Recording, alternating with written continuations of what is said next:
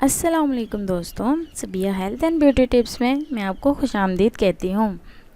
आज जो टोटका मैं आपके लिए लेकर आई हूँ वो है 3 दिन में दाने ख़त्म करना।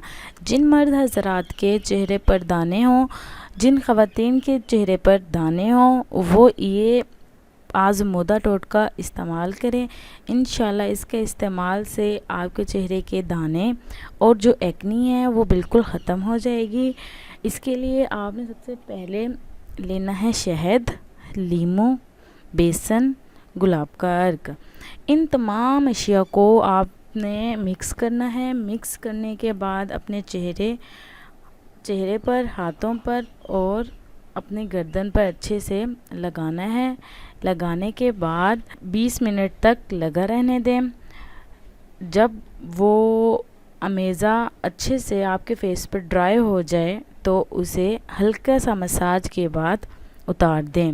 मसाज करना ज़रूरी है, इसलिए मसाज करें। 5 मिनट तक मसाज करने के बाद आपने ठंडे पानी से अपना फेस वॉश कर लेना है।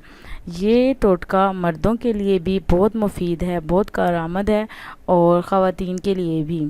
तो प्लीज़ ये लाज़मी इस्तेमाल कीजिएगा और मुझे बताइएगा कि इसके क्या रिज़ल्ट आए हैं। अगर आपको मेरी वीडियो अच्छी लगी हो तो प्लीज़ मेरी वीडियो को ज़रूर लाइक करें, सब्सक्राइब करें।